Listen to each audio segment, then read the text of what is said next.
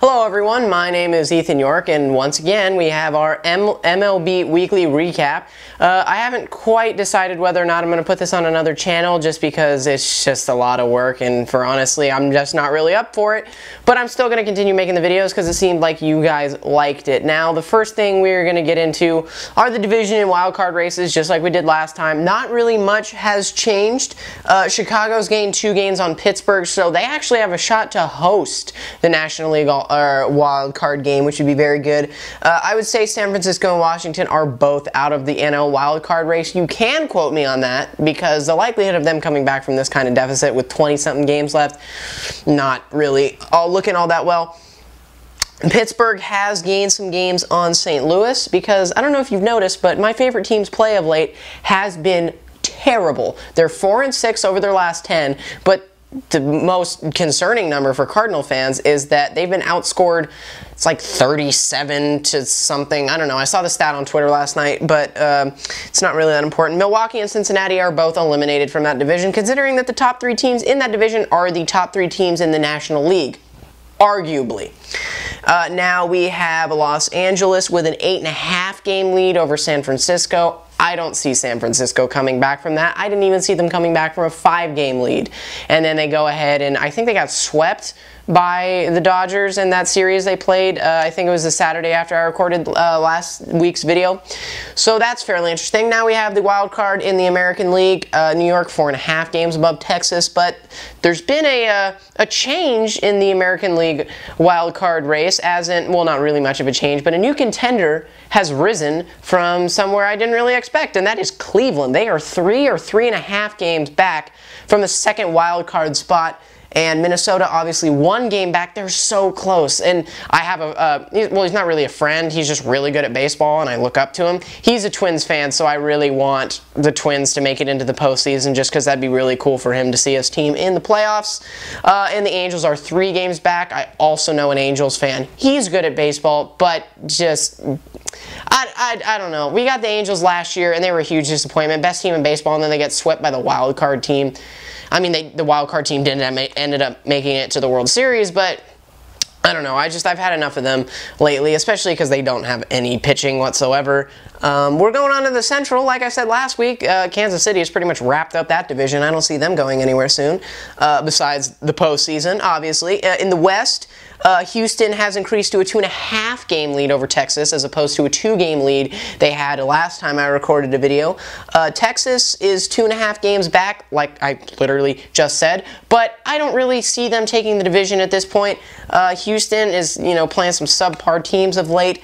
And Texas, I mean, they do have a great pitching staff, I believe. As of recording this video, Colby Lewis is through 6 perfect innings against the A's.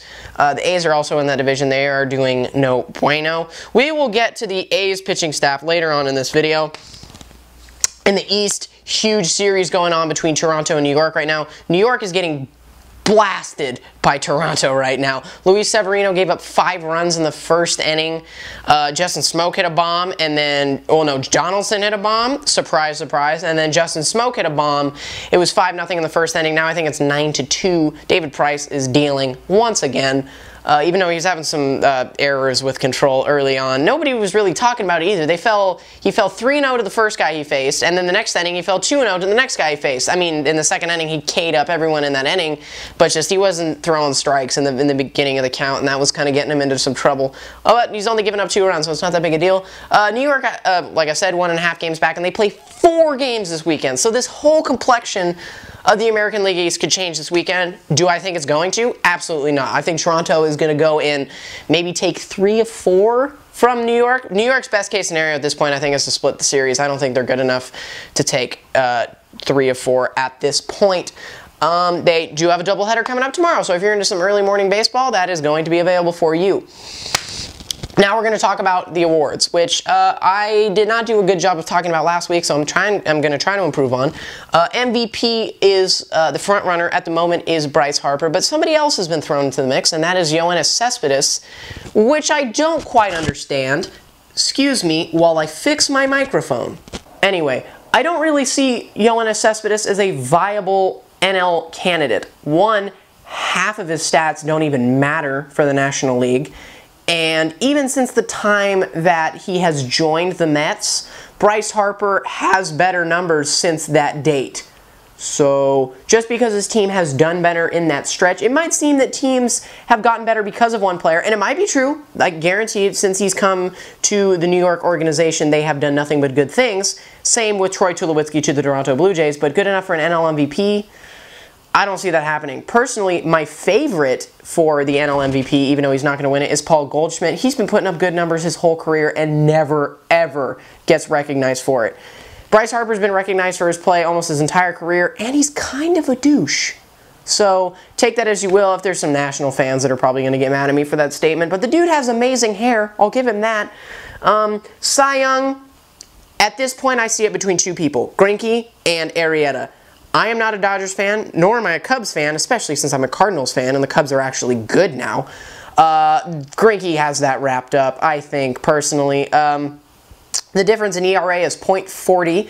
Greinke is somewhere in the 1.60s, and why am I blanking out? Arrieta is 2.08 last time I checked, and I think that was a stat that popped up on MLB Tonight 2 nights ago.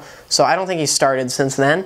And Rookie of the Year, I'm going to have to say Chris Bryant. He's in the top 10 in the National League in RBIs, and this just, I mean, he's driven in a lot of runs. The average isn't that good. I mean, it's like 260, 70, somewhere in that category. Nothing super amazing. If we're going to have a conversation about NL MVP real quick, let me tell you, and the first time this guy won MVP, I completely disagreed with the decision. This year, I think he deserves it more than Bryce Harper, only because he's on a playoff team, and he means so much to that team, and that's Andrew McCutchen. He is fifth? I think he's 4th in National League in RBIs. And the dude hits for average. He's hitting over 300. He means so much to that club over there in Pittsburgh. The Pittsburgh Pirates wouldn't even be close to the Cardinals right now if it wasn't for Andrew McCutchen. I say he wins it this year, honestly. Because we're talking about 2013, Yadier Molina deserved that all day. I'm not going to go on this rant about what he does to a pitching staff, but Yadier Molina is just gold glove like 7 times in a row, in case you haven't noticed. That was a mini bias rant for me there. That was a little surprising. MVP in the American League, I'm not even going to go into the depth on that. Josh Donaldson. Who else? I forget who else. I saw it on MLB Tonight. They were trying to argue against Josh Donaldson. No, you're wrong. Josh Donaldson wins the MVP without question. I think, besides Kendrys Morales and maybe one other player, he's the only player in the American League with 100 RBIs. Not only that, dude almost has 40 bombs now. I think he hit his 37th or 38th tonight, tying him with Nolan Arenado in the National League. Fun fact. And Cy Young in American League, I did not do a good job of touching base. So we're going to go through some of the candidates. Sonny Gray is number 1 in ERA. Dallas Keuchel is number 2 in ERA, and he's .001 away from Sonny Gray for that top spot. So the next start is going to determine who's number 1 and who's number 2. Sonny Gray has always been good, but Dallas Keuchel's got way more attention this year because his team is in the spotlight that I think he's going to win it just based off popularity bias. You also have people like Scott Kazmir. He's number 4 in ERA, but I'm going to say my personal favorite, maybe this is because I'm kind of sort of a Blue Jays fan. I kind of just decided to like them this year because it's almost from an entertainment standpoint. You watch every game and you're like, wow, they put up runs without effort at all. They just go up there and hit dingers, and it's great to watch. So I'm a little bit of a Blue Jays fan. But David Price, he's 5th in ERA, but what he's done with this Toronto club ever since he's joined has absolutely been spectacular. In the middle of a pennant race, he's faced New York twice, has not lost against them yet, and the only reason I'm saying that is because he's only allowed 2 runs so far tonight, and he has a 7-run lead. So I don't think that's going to come down for a loss to him. He's been spectacular since coming to the Blue Jays, and I personally would give him at least a number 2 vote for the Cy Young if I had a choice. And interesting opinion brought up in the comments section by my dear friend Bobby, that is Carlos Correa for Rookie of the Year as opposed to Miguel Sano. I was looking at their numbers side to side. Now, hold on. Let me take out, I don't have my phone on me, just kidding. Their numbers are fairly similar, although Correa, I think, does have a higher on-base percentage. and also batting average, but Miguel Sano's OPS is higher, and he's matched Correa in all the offensive categories and hasn't had nearly as many at-bats as Correa had. In my opinion, he's had way more production and fewer plate appearances than Carlos Correa. I'm going to go with Sano as my vote towards Rookie of the Year. Maybe that's a Twins bias because, like I said, that guy is buff as balls, and I really want his team to make it into the playoffs. That would just make me very happy for some reason. But that is pretty much all the things I want to talk about this week. Obviously, the most significant event happening in baseball was Joey Votto flipping out on an umpire. I mean, I'll be honest, I have a player on my favorite team that absolutely has almost the best knowledge of the strike zone in all of baseball, and that's Matt Carpenter. And whenever that fool gets a called strike on him, I think he has the highest percentage of strikes called for strikes when they're out of the zone. And he's always getting mad at the umpire. I mean, he's been thrown out like twice. He doesn't argue that much, but he gets frustrated, and you can tell. And it's frustrating for a fan when umpires don't make the right call. Joey Votto shares that frustration with me and completely lost his mind on that umpire. And it's not just that one at-bat that you see in the video. It is all three of those at-bats that night because they were getting pitches called way out of the zone. My personal opinion, neither the umpire nor Joey Votto was really right in that situation. The umpire was just being a dingus. Like, stop being so mean. But that's really all I have to say this week. Hope you guys liked it. If you did like it, then go ahead and share this video. I really don't care about the likes. I want to share it. My whole goal with this is to kind of give my fans a side of me they haven't seen before. So I have the ability to kind of be journalistic. That's definitely not a word. But I also have the, ability to do stand-up-ish. So, hope you guys like this video. Please share it around. Try to get me more followers just to kind of, get this train of success rolling. Because that would be cool. This is my last year of high school. Things got to go right for me this time. Anyway, so I will see you guys next week with the third MLB recap.